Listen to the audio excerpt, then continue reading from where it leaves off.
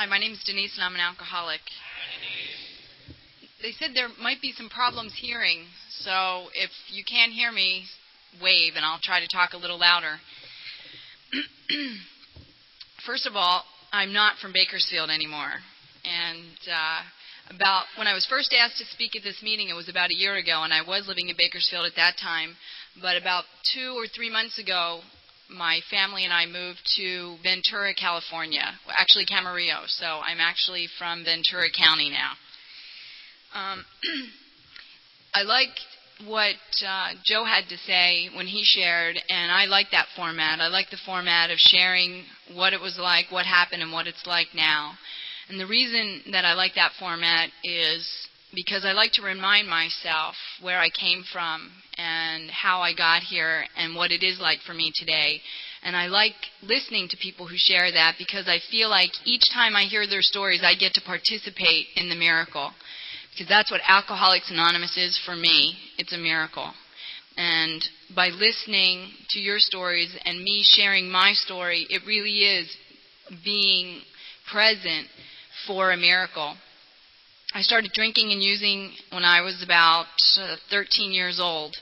And the one thing that I've noticed over time is that my drunk-a-log has gotten shorter and shorter because the longer I stay sober, the more that I have to talk about in sobriety.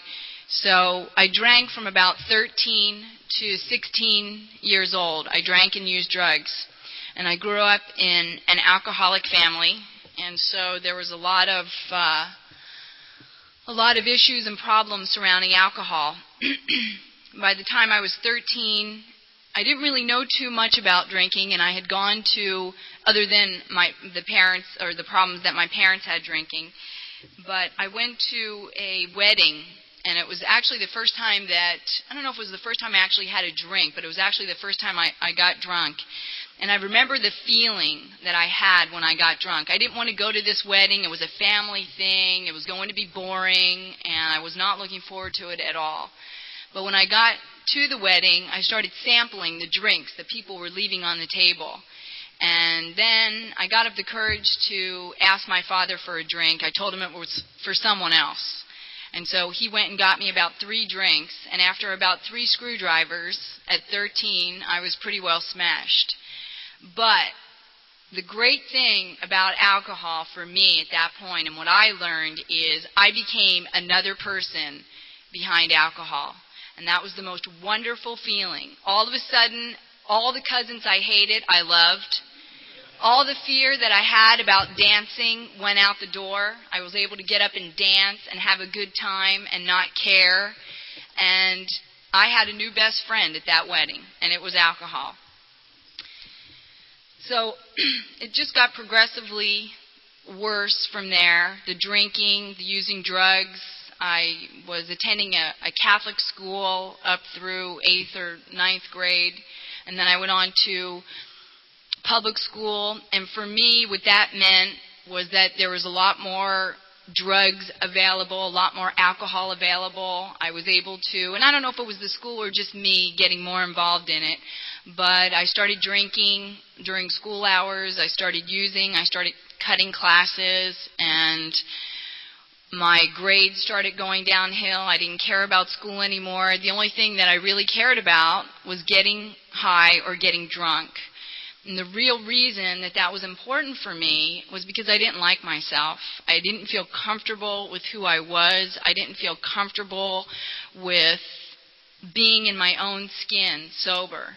There were times when I wasn't able to get into my parents' liquor cabinet, or I wasn't able to talk an older kid into getting me some alcohol, or I wasn't able to sleep over someone's house, and I would just go down to the corner drugstore and buy Dexatrim or whatever I could get. I was so desperate just to not be a sober member of anything that I used anything to get high. And I can remember the desperation that I felt. Even the people that I was hanging around with at the time, the people that I was drinking and using with, thought that there was something wrong with me.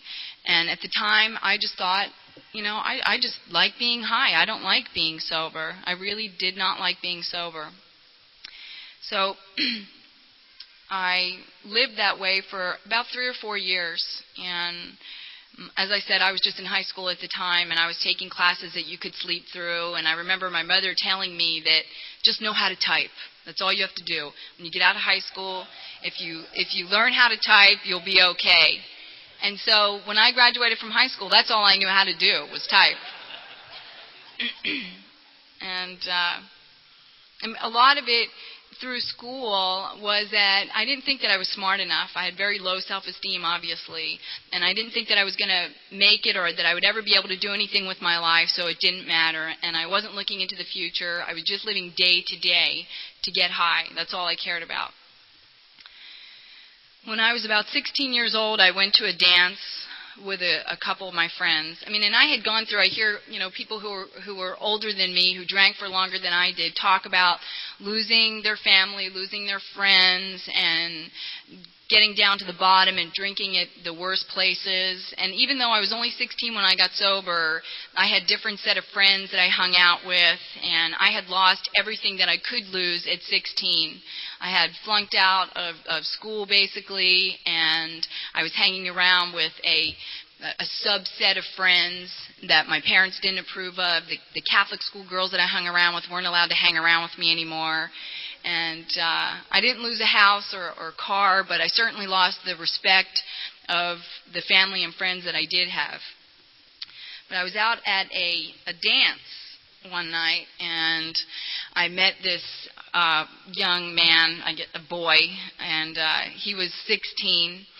And I remember I had gone there with some of my friends, and they weren't getting high that night. And I told them that I wasn't going to get high. And as soon as I got a minute, I went outside in the parking lot and smoked a joint. And I came back in, and I was talking to this kid, and he said, "Do you get high?" And I said, "No." No, I said, "Do you?" And he said, "No." And I said, "Neither do I." And he said, "Do you drink?" And I said, "Do you?" And he said, "No." And I said, "Neither do I." And it's the way I live my life. I mean, I was what you wanted me to be. I was what you were, or what I thought that you wanted me to be. And as time went on, I learned that this kid had gone through a rehab, and that he was a year sober. He had gotten sober when he was 15 years old. And so that's why he was asking me these questions. And I really started to like him, and we started having a relationship with each other. And it didn't take him too long to figure out that I did drink and I did get high. And so it didn't take him too long to offer me an ultimatum. It's either the drugs and the booze or me.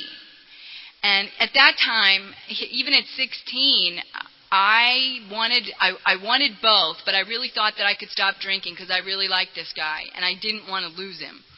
And so I told him that I would stop the drinking and I would stop the drugs. And I'd been invited to a prom by someone who had given me drugs and alcohol for a year. He was my dealer. And he was going to his senior prom. He had never been to a prom before. He invited me to go. I had said yes prior to meeting this other guy, and I was going to stay sober through it. I promised him I would. And I got into the car with this other guy, and he asked me if I wanted something to drink, and I said no. And then we went to pick up another couple, and we went into the house, and they were shooting some dope, and I said no. And then I got back into the car again, and I just didn't feel comfortable, and I said, "Give me something to drink." And he handed me a pint of Southern Comfort, and I remember the guy behind me said, "Can I have a sip?" And I said no. And I drank the entire pint of Southern Comfort by myself from wherever we were. This was in Pennsylvania. I grew up outside of Philadelphia. And I drank it, and I didn't share it, and I never made it into the prom. And this guy went into his prom, and he told me afterwards that he came out a couple times to check on me, that he picked my head up and banged it against the steering wheel, and he was pretty upset with me. But I remember when we got there, he came around to my side of the door, he opened it up, and vividly to this day I recollect when he opened up the door, I had beefaronis that day for lunch, and they ended up on his shoes. And he came out at about 2 o'clock in the morning, and he said, get out of the car. He used a few other choice words. Get out of the car. I need a picture. I have to show my mom and dad something from this prom. So I got out of the car and I started to comb my hair, and there were 2 big wads of gum on either side of my head. I don't know how they got there, but that was my last drink. And that was on May 18th, 1979. And by the grace of God and the people in this program and the steps of Alcoholics Anonymous, I'm sober today. I celebrated 21 years. And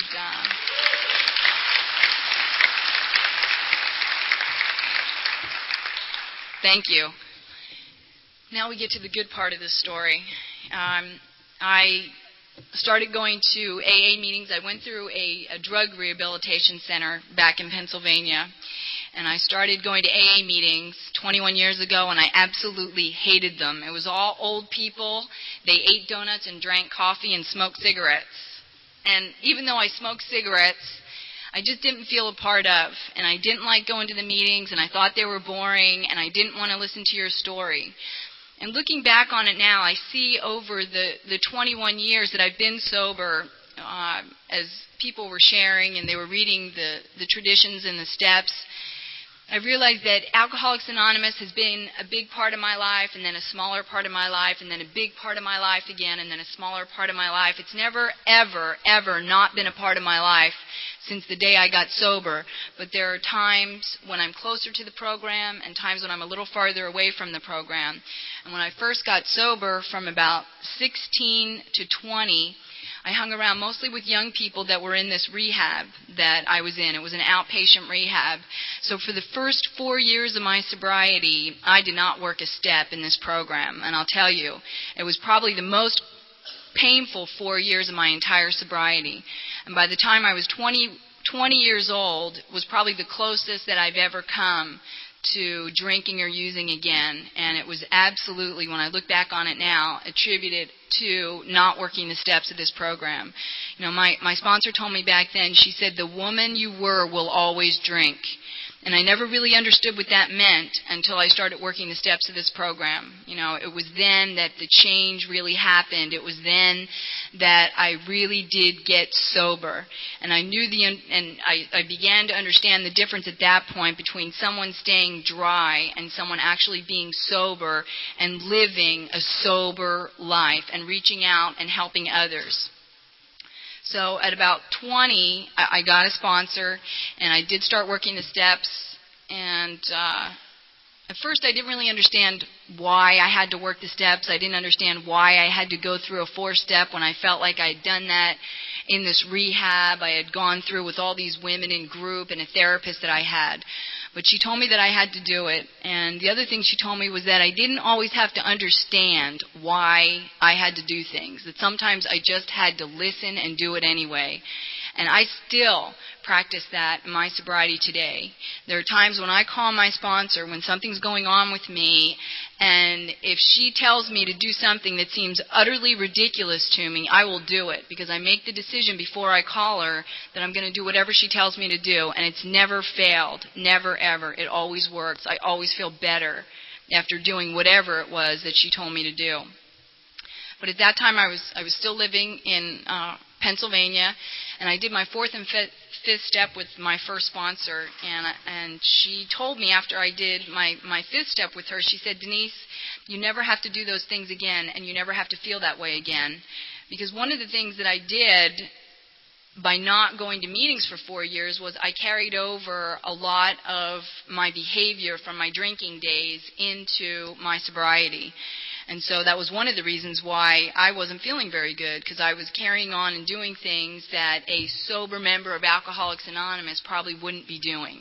So she gave me the permission, and she told me at that point, you never have to feel that way again. And that was a big deal for me, too. And you never have to do those things again. So that was my big experience with the 4th and 5th step. And then I went on and did my 8th and 9th step as well there and made my amends. And I've done the steps and I've worked the steps over and over again in my sobriety. When I was about 22, I decided that I wanted to go someplace and start all over again. And I didn't know where it was going to be. But from the day that I had gotten sober when I was 16, I knew that I wanted to go to school full time, I wanted to go to college, and I wanted to do it full time, but my parents were not educated, and education was not a big thing to them. So I worked full time and I went to school part time, and it was taking an awfully long time for me to get anywhere, but that was the way that I had to do it. So when I was about 22, I decided that I wanted to start all over, and I wanted to go someplace different. So a friend of mine said, "Hey, how about Los Angeles, California?" And I said, "Okay."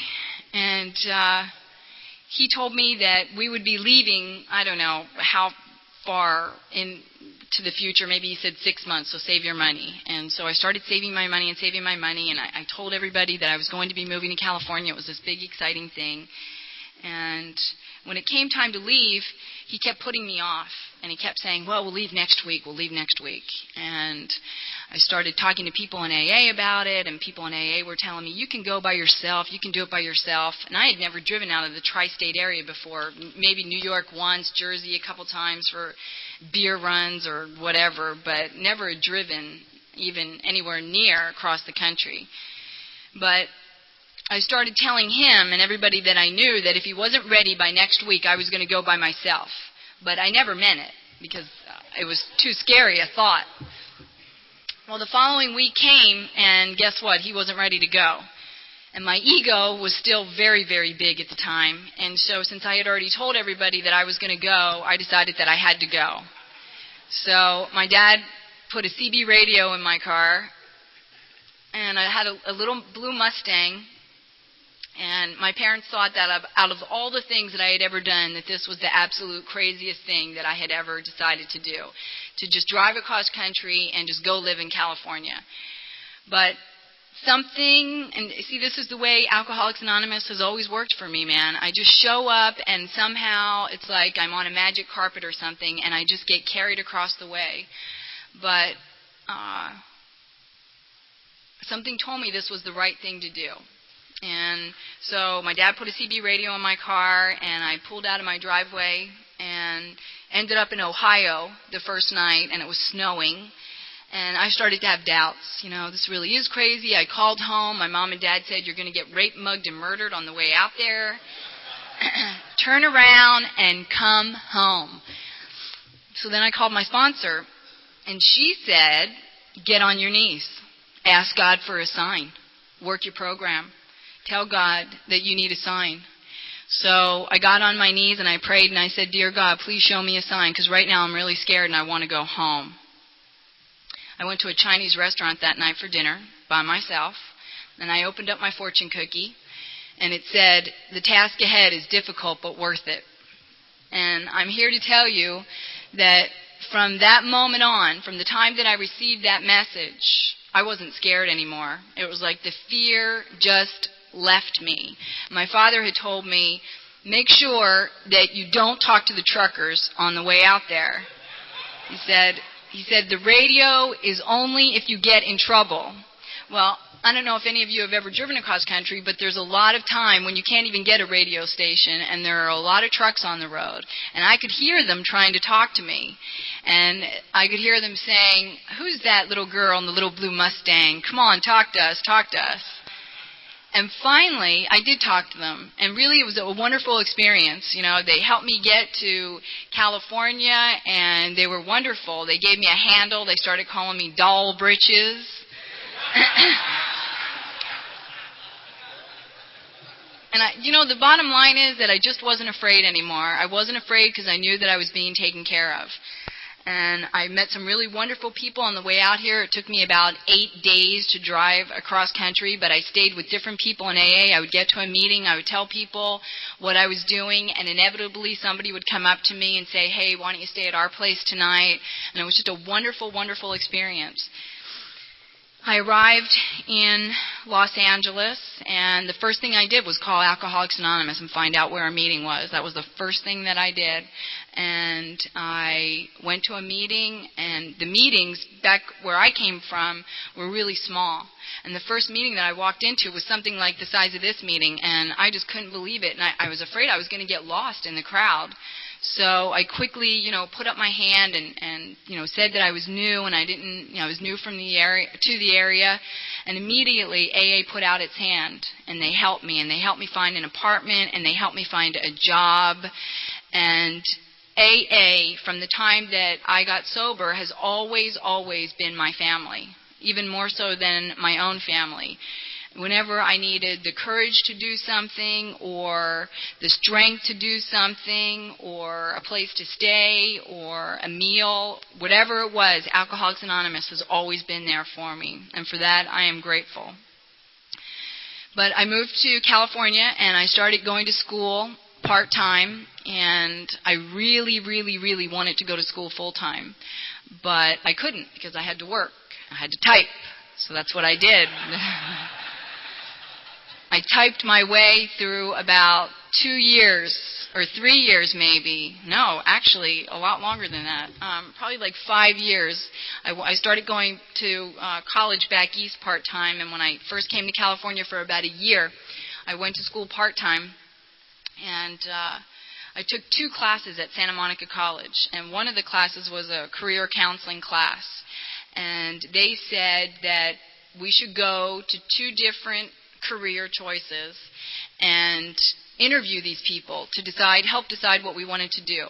So I went to Marine World and interviewed a marine biologist, and then I went to the FBI and interviewed an FBI agent. And I would always like to live on the edge, how alcoholics are, just living on that edge. And to me, being an undercover FBI agent sounded like a pretty cool idea. Because all I knew how to do was type, but I wanted to really live on the edge. But the FBI agent told me that I would have to have a BA, and I was so far from a BA that I just remember feeling very hopeless in that moment. And he said, well, why don't you go become a cop? And I said, wow, that's a great idea. I could do that. So I went down to the Santa Monica Police Department, and I picked up an application.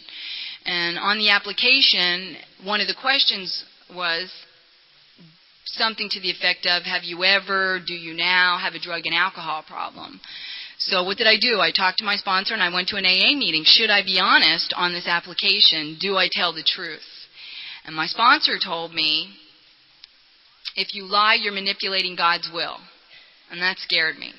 Because I thought, if I lie and I get on the force, maybe I'll get shot because I manipulated God's will. So I went to the AA meeting, and I talked about it in the meeting, and 2 people came up to me after the meeting. And one was a woman, her name was Elizabeth Snyder. I'm sure she won't mind if I break her anonymity in an AA room.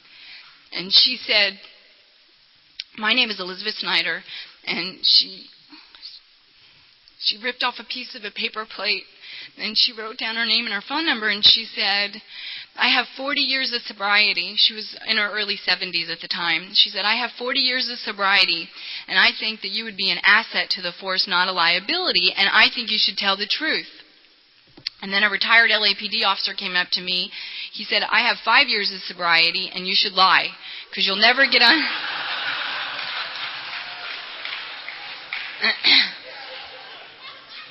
because you'll never get on the force if you tell the truth.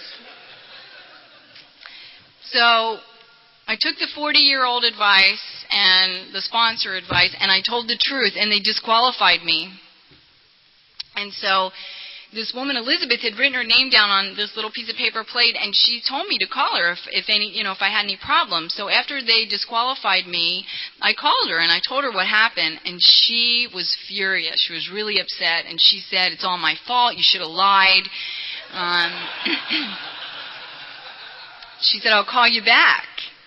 And she called me back 5 minutes later, and she said, you have an appointment with the chief of Santa Monica Police. And I thought, uh-oh, what did I tap into here? And Elizabeth was very involved in California Democratic politics. She was the first woman in the nation to hold the position as a woman for the Democratic chair. And her husband at the time was a criminal defense attorney. And at school at that time, I was taking a political science class and a criminal law class.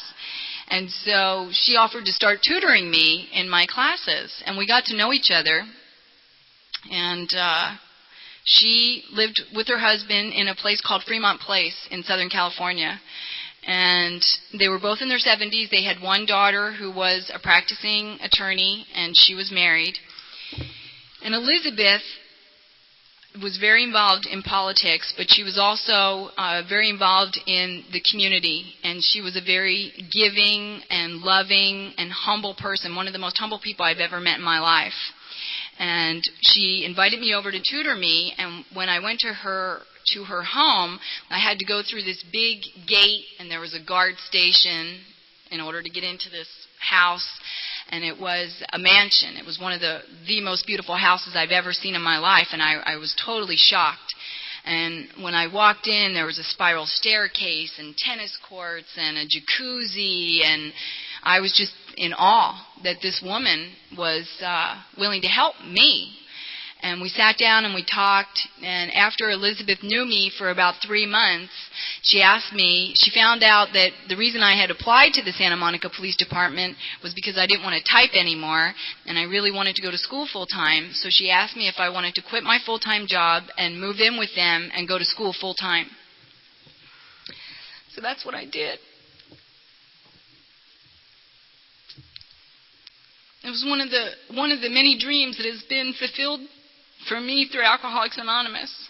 I got to go to school full-time, and I got to be an example for myself about what this program can do if you're willing and able to stay sober and if you have the faith.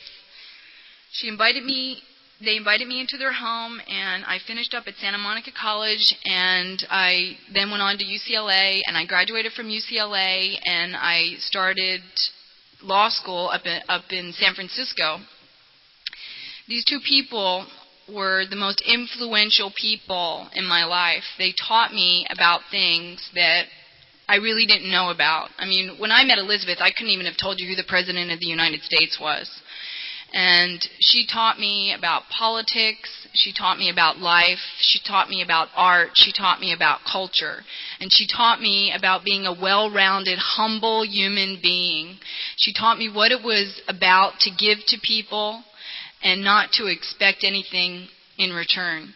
There were things, she passed away about 3 years ago, but there are things that I come to learn about her that even while she was alive, she didn't go around telling people about the work that she did or the things that she did. There's a home, the Elizabeth and Nathan Snyder Recovery Home in Los Angeles. They were very involved in recovery, and the signs that you see posted in restaurants and bars about fetal alcohol syndrome and women not drinking. Elizabeth had that legislation passed, and I was in her backyard stuffing envelopes full of those signs, and they were sent out to the different restaurants and bars in the Los Angeles area. She was a very giving and loving woman, and one of the things that I admired most about her was that you just never knew. You never knew what she had done or who she was, because she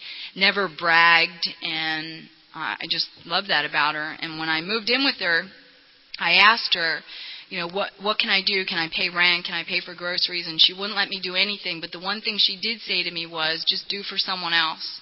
When you have the opportunity, give back to someone else. That's what she told me. And that's what I've tried to do.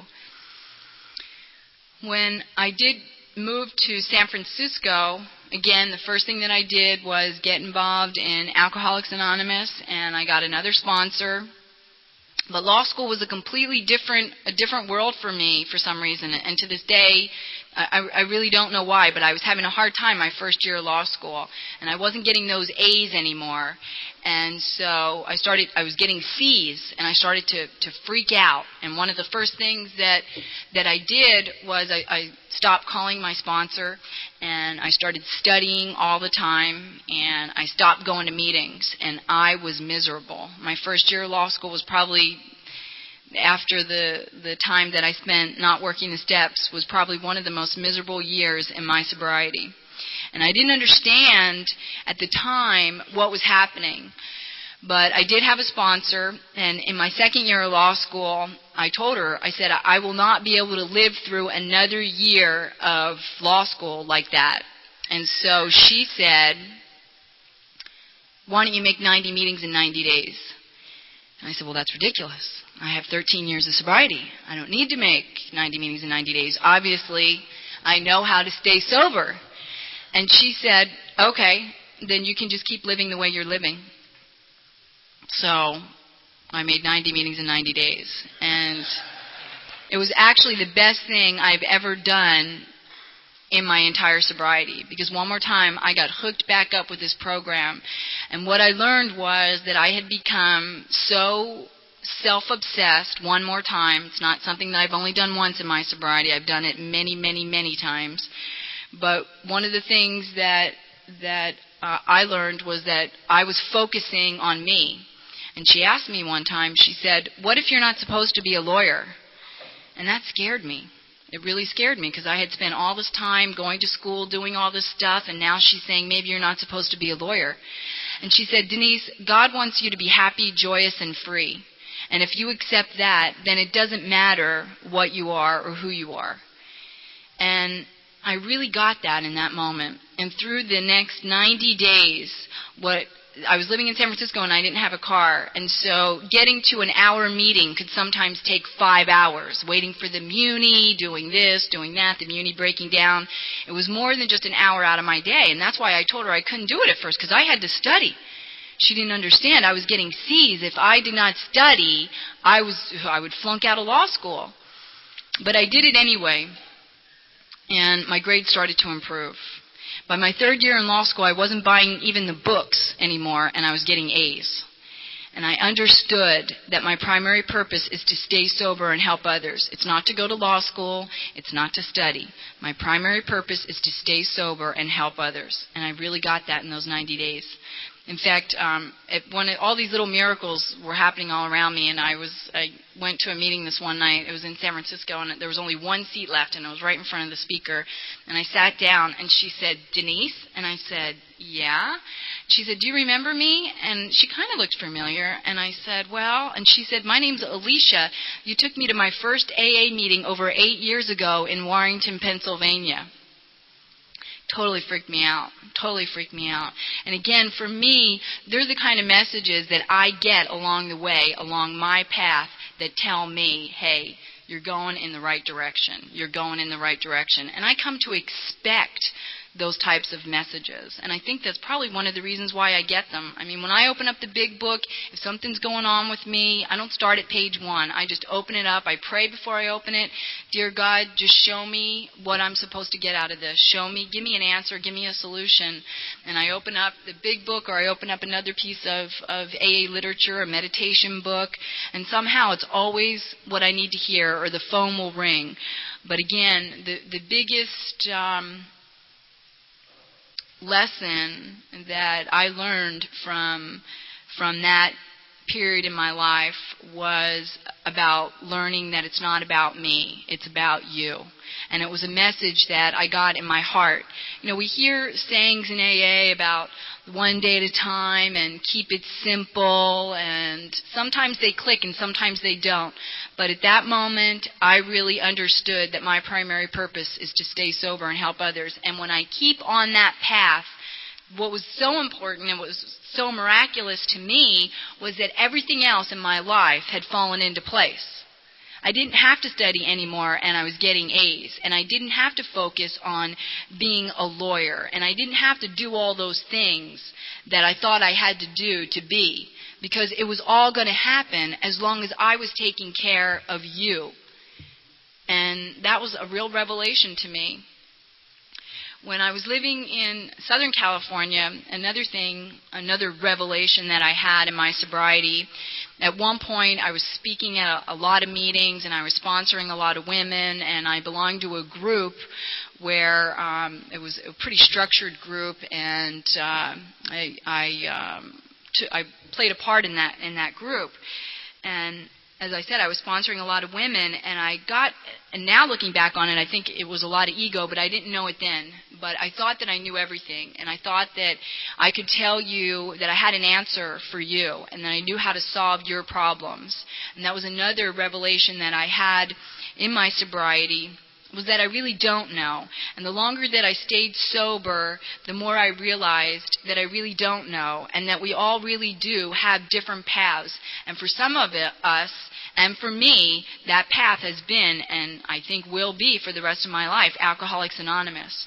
But I became more open-minded in another period during my sobriety when I realized I really don't have the answers. And I really understood then what it meant to share my experience, strength, and hope.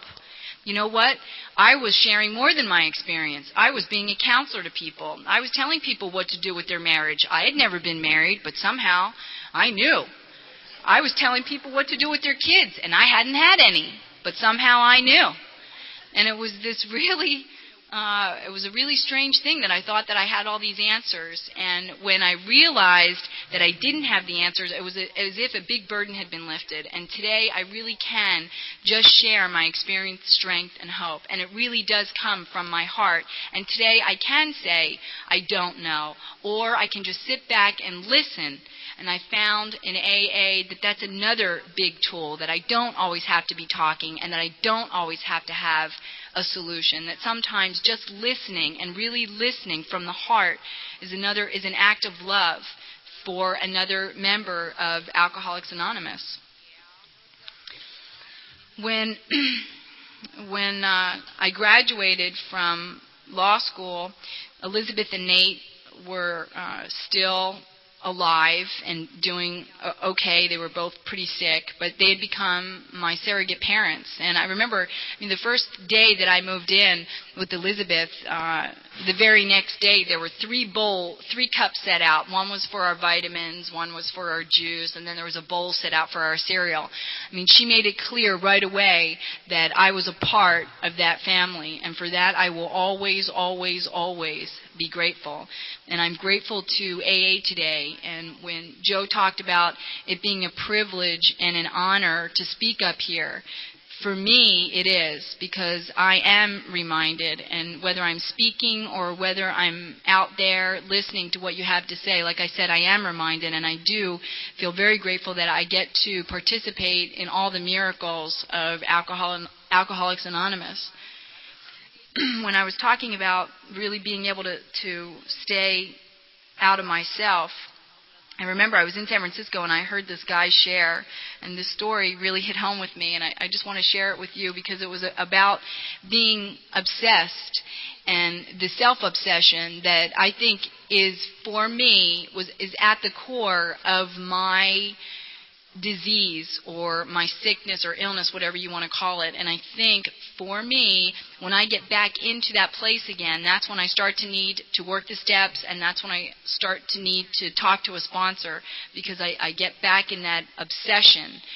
And this story about how he had been sober for, quite a while at the time, and he had gotten into an accident where he was burned over like 80% of his body. And he was hospitalized, and he was in the hospital for a number of weeks. And one of the nurses happened to be a member of Alcoholics Anonymous. And she came into him one day, and she said, "Cy, listen, there was a kid who just came in, and he was injured in a motorcycle accident, and it was alcohol-related, and I'd like you to talk to him." And Cy looked at her, and he said, "What, are you crazy? I'm in so much pain, I can't talk to anybody right now, let alone another alcoholic."